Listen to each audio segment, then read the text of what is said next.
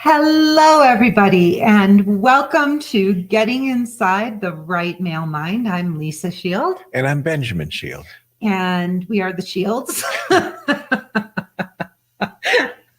It is so lovely to see you. It is a beautiful sunny spring day here, which is amazing. I think it's going to get up to in the 70s, babe. Yeah. Wow, that happened quickly. So today we are going to talk about a topic that came from one of our viewers, and it's how to maintain your self-identity in relationships. So how do you not get lost? You know, a lot of you are anxious daters. You get extremely excited when when you meet somebody and you lose yourself. And this is a very, very, very common occurrence. So the first thing to look at, babe, is just anxiety. Right.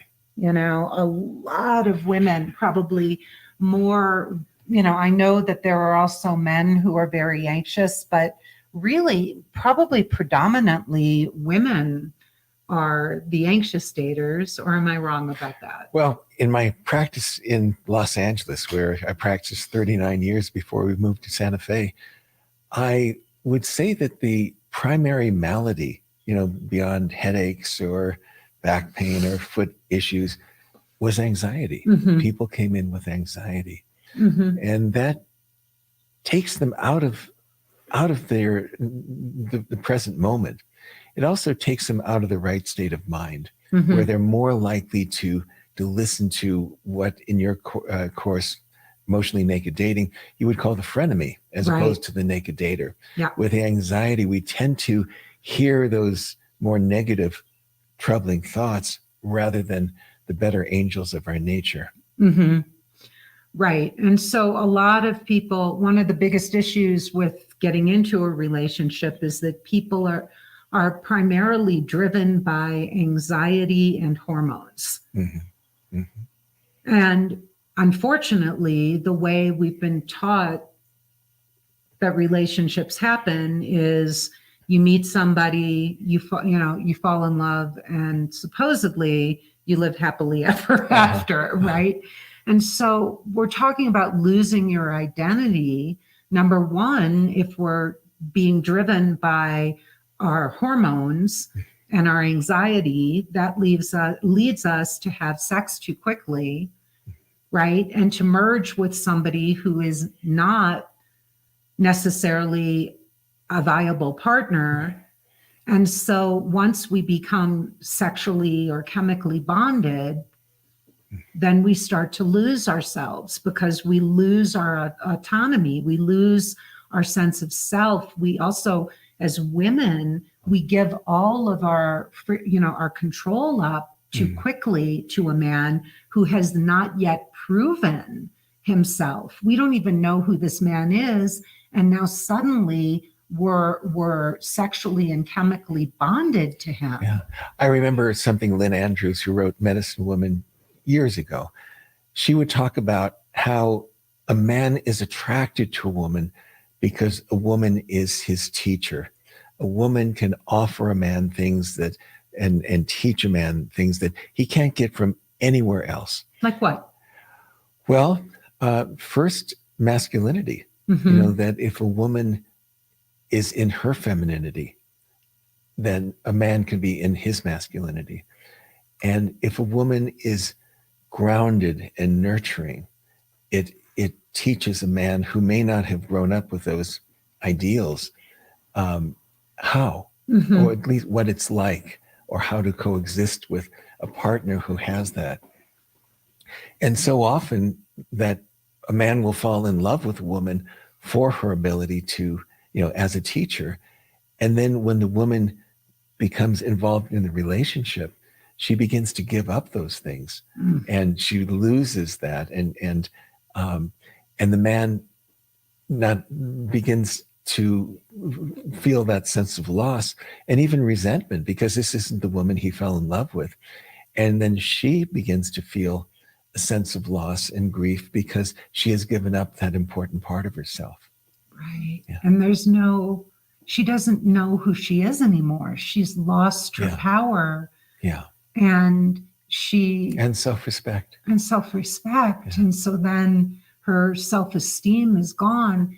And what you're highlighting, I think one of the ways to maintain your self-identity in a relationship is to move slowly and to understand both the gifts you bring as an individual, right? As a woman, as a person, what are your unique gifts? And then what are your gifts as a woman, other than your sexuality? And I know for myself, I'll be completely honest, I didn't know what I had to offer a man. I didn't understand the nature of men and women, and I didn't know what I had to offer a man except sex. And so I spent a lot of my energy telling myself, especially when I was growing up. I mean, today, sexuality, we're much more liberated and all, but when I grew up, the pill was new. It was brand new. And, the ability to control our reproductive system and, have choice and whatever, that was all very new back then. And we were still coming off of being raised by mothers and where you didn't have sex before you got married, or, my mother was more liberal.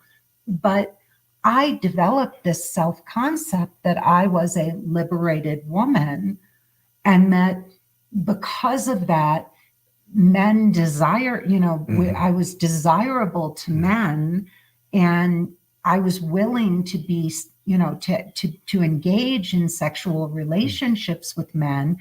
And because I didn't understand that there was so much more to a relationship than that, so I really did pride myself on being able to be sexual and enjoy sex and all, which is, by the way, a wonderful thing. Women should feel great about being sexual beings. And we have as much right to say we want sex and we enjoy sex as men do. But what I was missing was that men would have sex with me, and it wasn't just because I was having sex, but I wasn't engaging with them in any other way. And I didn't understand all the other gifts that women bring. Yeah. And it's engaging. It's also attracting, when we are fully into our identity. And by identity, I mean the good part of identity, not the masks we have and the facades, the personas, but the identity of kindness, of intelligence, of generosity, of adventureness, of grace, exactly, beauty. And I don't mean just external beauty. One of our clients today sent us, oh my God, we're still on a high. She is in our mastermind. Our fingers are crossed, but I think we knocked this one out of the ballpark. She sent, this is a woman who has struggled with her identity and her feeling beautiful. And she met the handsomest man. The two of them look like they belong together. And her beauty. Oh my God. She has become so beautiful. Gorgeous. Yeah. And I mean, she's always been gorgeous. Anybody who knows her, this is a woman with 1 billion friends, and not because, she collects friends, but because people love her. She is amazing. But when we looked at these pictures, she is gorgeous. So I'm talking about the beauty that, radiates from the inside that every woman possesses. Every woman. But I didn't know how to do that. And so I gave my sexuality away and my sexual power. And then once that happened, I didn't feel like I had anything else to offer a man. And then I couldn't hold a man's attention, or I could only hold it for so long with sex. And a lot of men, if it happens too soon, they know to get the hell out of Dodge too quickly anyway, because they know a woman's going to attach to them. and there's nothing there. Yeah. And anxiety precludes us, men and women, from really expressing our truest nature. Mm-hmm. Because all we, it's like a radio station, and anxiety is static, and we can't really hear the station. And without the anxiety, and we just tune in, and we could hear everything beautifully. So the anxiety just interferes with that communication. And so anxiety breeds anxiety. Mm-hmm. So, if a Wow. woman or man feels anxious, they not only preclude their own identity, they occlude it, but they create anxiety in the other person, where they also obfuscate their inner being. Right. And so now we have two holograms that aren't the real people sitting across from each other at a Starbucks, and it goes nowhere. So it's first recognizing, am I in the present moment? Can I feel my breath? Can I feel my seat on the chair?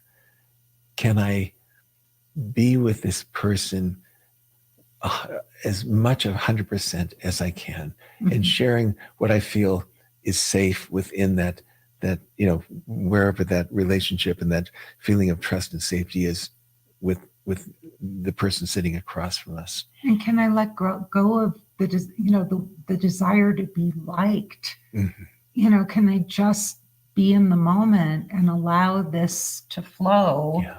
Right. I think someone that is in our program went through, was going into a date, and she was very, she really, really, really liked this guy and was very afraid of, she was so excited, rightfully so, he's darling. And she said, Lisa, what do I do? And I said, you just have to trust the moment. You have no control over where this is going to go. Somebody will like you or not like you. And you want somebody who just sees who you are and says, oh my God, her. And we have to just surrender into the moment and let go, like you said, be in the present moment and know, as Don Miguel said, you can't, people are going to judge you according to their own filters, their own life experience, their own failed relationships. And so, you have no control over how somebody is going to see you, but you want somebody, like I know we did some beautiful work together. And in one of those sessions that we did, I remember this profound, I looked at you and I thought, oh my God, he sees all of me. And sometimes he sees more of me than I can see, because I'm so in my life and I'm struggling or I'm dealing with my challenges, and you see me going through all of that, and you choose to love me. Yeah.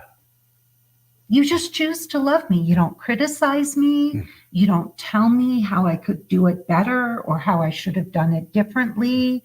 You always see me with eyes of love, right? Yeah. But I found a partner who could do that with me. Yeah. Yeah.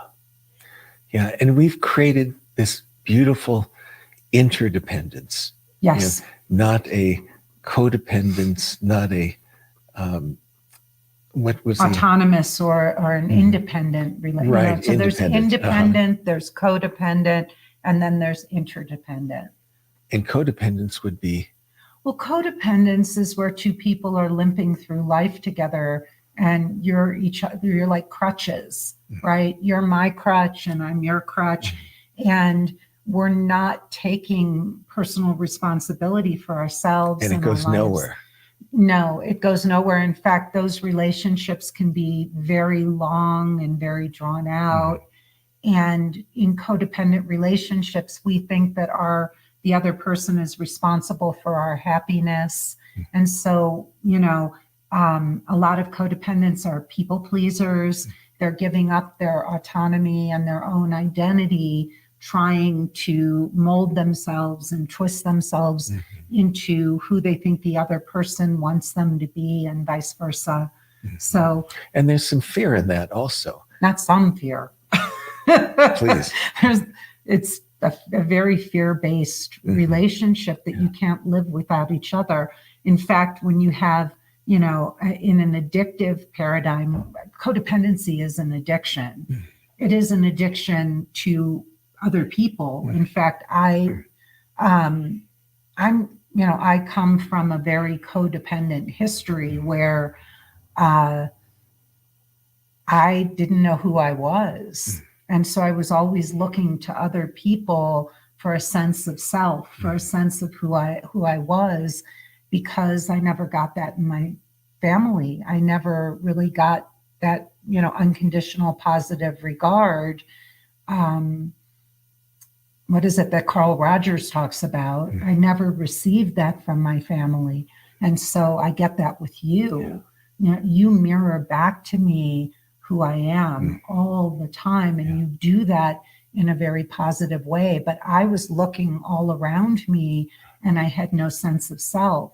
And so in my first marriage, I felt like he needed me because he was a pathological liar and he had chronic money issues. And so, I felt like he needed me for money and, and to sustain our relationship that way. And I was dependent on him for companionship, for a partnership. I mean, we really were needy with each other. You and I are not needy. No. There's no neediness here. But back to our topic, which is how do we maintain our autonomy in a relationship? I mean, the first thing is don't get sexual right away, because that's going to create an immediate bond with somebody. And with that immediate bond, and because the relationship has been turned upside down, where two people are lovers before they even become friends, before they have a full amount of trust and safety and shared experiences, they have to pretend. And by pretending, they're no longer in their personality, their true personality. They lose some of themselves because they're scrambling to create something that started prematurely. Yeah. The second thing is look at your anxiety and what drives your anxiety, because you've got to get a handle on that.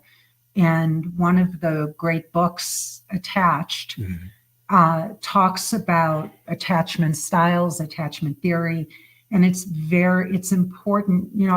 I know so many people who have read that book, but they didn't really apply it. And many of the women who are now in END, Emotionally Naked Dating, which is our 12-week course, they will say to me on a breakthrough call, oh, well, I've already read that book, or I have that book in my library. I think I skimmed it or whatever. This is not a book you skim.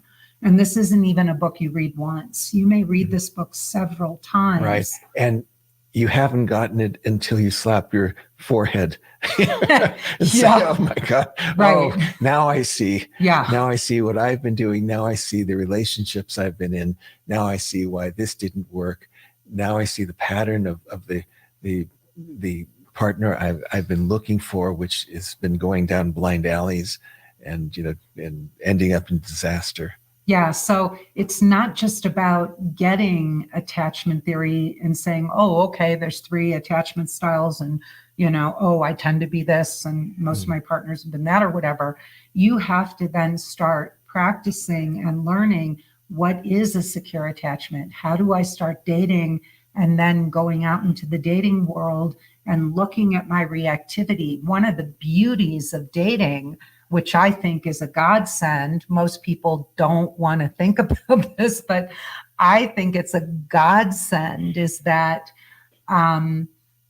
you want to look at, why can't I think? You want to start to allow your reactivity to come up, and then you want to start doing some work, some self-processing work, to start to look at, what am I reacting to? What is it that I need to give myself that I'm trying to get from men? How do I create my own internal peace and tranquility?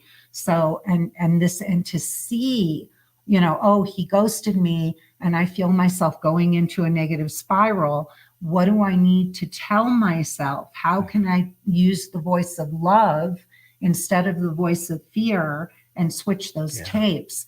So in our work, in our program, that is one of the foundational principles in our course, is how to start to look at your anxiety and switch the voice in your head that's driving the anxiety to a much more calm and soothing voice, so that you can get a handle on that anxiety and not keep dating as an anxious dater. Yeah. I think one of the responses we get in response to your emotionally naked dating course is that I no longer feel anxious. Yeah. Or, I got ghosted and, I didn't take it personally. So what? I dodged a bullet. Yeah. Yeah. And this is a recurring theme of one of the many, many, many things people get from your program, but of really having that clarity and not being pulled in. Yeah. And not being pulled in. As soon as someone just, grabs us by the collar and pulls us in, we become anxious, but also, along with anxiety, it's coexisting with insecurity. And when there's insecurity, we no longer feel grounded. Or attractive. Or attractive. Or attractive. Part of how we attract somebody is by feeling self-confident, by feeling attractive, by feeling in control, not of the other person, but of our own reactivity and emotions and who we're being. So we're looking at how to maintain autonomy in a relationship. And another thing that we mentioned was understanding the opposite sex, understanding men and what they're looking for from us in relationships, and vice versa, what we have to offer a man that he can't get anywhere else, and beginning to own those qualities, within ourselves that we know we can bring that are unique, to cultivate those qualities, which we do in the course. We teach our women how to cultivate these beautiful qualities and mirror a man's masculinity back to him. And also to understand what what we need from men, and to be able to, we give our women a voice and teach them how to ask for what they need and want, because that also drives the anxiety. Oh, absolutely. They'll keep, not they, but people will keep acting out inappropriately in a way to try to get what they need, when it could be said so simply and from the heart. And when people ask from the heart and ask very simply and say, this is what I need, and can you do this? Can we do this or together? It turns me on when, I love it when. Yeah. As opposed to why didn't you? Why didn't you, being reactive, or here you go again, or why don't you ever? Or you should. Yeah. And that just draws, words are going to either bring people together or be a weapon that brings people apart. And coming from our true selves, the simplicity of communication, the communication brings people together.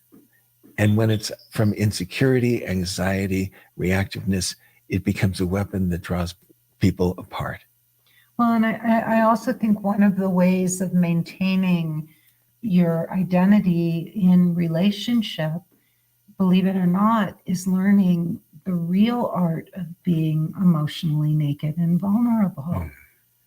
Because if you're putting on a false front, or you're trying to pretend, or you're wearing a mask or whatever, first of all, there's no real connection. So you're longing for a connection that can't really happen. You're angry at the other person because you have expectations of what you want, but you're not being vulnerable enough to express, to share with this authentically with this person, not just your need, getting your needs met, but you're not really allowing that person to see, hey, I don't have it all together. I'm not perfect. I did make a mistake here, or I didn't handle the situation well. And then it allows your partner to say, God, I'm so sorry that happened, or, but it allows us to feel supported. And I think one of the ways, if you think about it, there's that bridge, where two people lean in, and if you put your full weight, you find the balance. But if one person pulls away, you fall. Right. And if you don't allow your partner to give you that beautiful support, and you're not giving him that support, then, you don't feel the integrity and the strength of the relationship. And so you lose yourself because you fall. You're not supported. He's not supported. Yeah. There's got to be an openness and a vulnerability, so so that your partner can open up to you and feel supported by you and you by him. But that's where you get that balance, that creates a feeling of strength and autonomy, because you feel supported and loved and seen. And there is as much strength in femininity as there is in masculinity. It's just a different form of strength, but it needs to be an equal amount of strength, which means not coming on strong, but living within one's femininity, living within one's masculinity. And it begins to build on each other. When a woman is truly in her femininity, it helps a man be in, let his masculinity be expressed in the best possible way, and vice versa. That's why one of the reasons we need each other. It's interesting as you're talking, and it's a bit of a digression, but I love the way you express your masculinity. I love it. And and it strengthens my femininity. It's a dance. And I think what we don't really realize is it's a dance that a man and a woman do together. It's a beautiful dance where the way I respect you and admire you and encourage you and give you beautiful feedback, about the ways I see you show up in the world, the way I see you express your masculinity. It brings it even more forward. It strengthens all of that within you. But it's really beautiful. Yeah. It's really, really beautiful. And that in turn makes me feel great, about the woman that I am. Yeah. So there's that. But what we do in terms of our autonomy is, I'm not trying to be the man in this relationship. Right. I don't do that. Right. I hand that over to you, and I am in turn, invested with being a woman. And that's a feeling also of where we're not crossing over, where we know our boundaries, and we know our role, the roles we choose to take within the relationship. Yeah. Yeah. And I think that one of the things that help create our autonomy, and interdependence in the relationship is that some people are afraid to ask for the space they need. And so they're always, feeling like they have to do something with the other person. They have to keep them company. They have to. And when we got together, I had been a bachelor for a while, and I knew that I needed my space because I was just used to it. And you just gave it to me. And when you gave it to me, and I knew that I could have it, I no longer needed it. Just because, I didn't I felt I was going to have to fight for it. And, and that brought up anxiety in me. Wow. And so when you just freely gave it, the anxiety just melted away. And I don't really need it. I mean, you could tell when I need my space. Sometimes if I'm in the kitchen, just processing the day, just letting the day catch up with me and letting me catch up with the day, you'll walk in, take a look at me and just do a 180 degree because you know that I need that time. And for me, knowing that I can have that time without someone saying, why aren't you with me? I want to watch this TV program but just respecting that, it just means the world to me. And you want to know what's the wildest thing? The way we maintain our autonomy is by not trying to control the other person. Yes. That's the real secret. Mm-hmm. Yeah. That's the secret. Yeah. We are in any way, shape, or form, we're not trying to control each other. When you told me about your need for space, I didn't try to negotiate that or manipulate you or feel threatened by that. Like, oh my God, he's going to need space. Well, I want you to text me every morning, noon, and night, and I need this and I need that and whatever. I was like, no, that has nothing to do with me. Yeah. I mean, he needs space. Yeah. And that's something I can give him. And I don't need to control you. I have enough work just working on me. And control comes from insecurity and anxiety. But that's the foundation of all of it, whether it's in dating or it's in relationship. It's trying to control anything that's going on out there. And the minute you try to control this, you lose your autonomy. And the moment that we stop trying to control and we let our anxiety melt and we're more in the moment, we could hear the voice of what you call our naked dater, as opposed to the voice of the frenemy. We could, when we're not in our anxiety, we can hear, our better angels. We, as opposed to those nagging voices that are saying, just like repeating old stories and just anchoring us down to past dark thoughts. So being in the present moment, not trying to control, noticing when we are reactive, all those things are the key. Yeah. And I think we're interdependent, and this is, wow, I just think I remember hearing these concepts, these ideas, and when you're outside of it, looking in and thinking about, God, how does that happen? What is, how can two people be fully merged in a relationship and not lose their separate self, their self-identity, but still co-function? Do you know what I mean? Like co-create and co-function and still have that autonomous self. And this is the real art of having real guardian of your soul relationships, is being able, I say to people, it's like the world's greatest trust fall. Yes. When you just literally surrender completely, it's like a death. Yeah. And I want to go back to the phrase that you just used and that we use in our course, the guardian of your soul. And so this is all about finding the guardian of your soul and being the guardian of someone else's soul. And when you're doing that, it's not about control.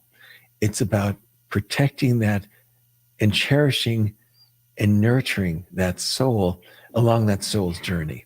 Not trying to say, oh, you're moving over in this direction and it's going to be away from me, and you're getting into this hobby or something. And it's really about, that's wonderful. How can I support that? And that really nourishes the autonomy of both people. Yeah.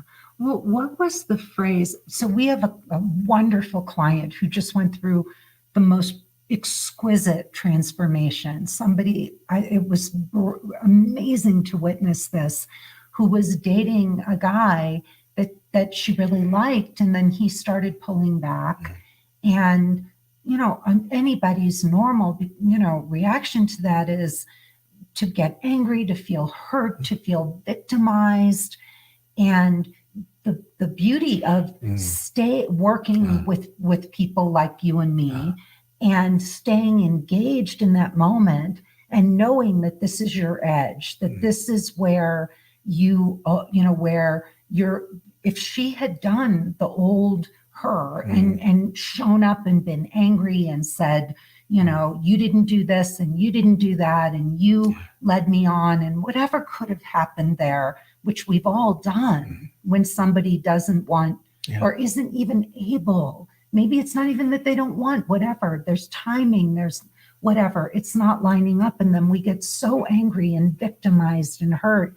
And this awesome client who is so amazing, really, she called me and we talked and I explained to her, how to show up, how to be in that, when they talked and when she was there. And she gave him, what did she say from Landmark Forum? She granted him the power of beingness or something. Do you remember the terminology?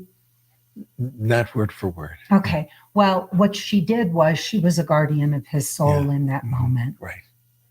She became a guardian of his soul, and she was able to let go of control of wanting or feeling that he owed her anything, and to be able to let go of her reactivity. And she just listened. She listened without any agenda. And she was able to hear him.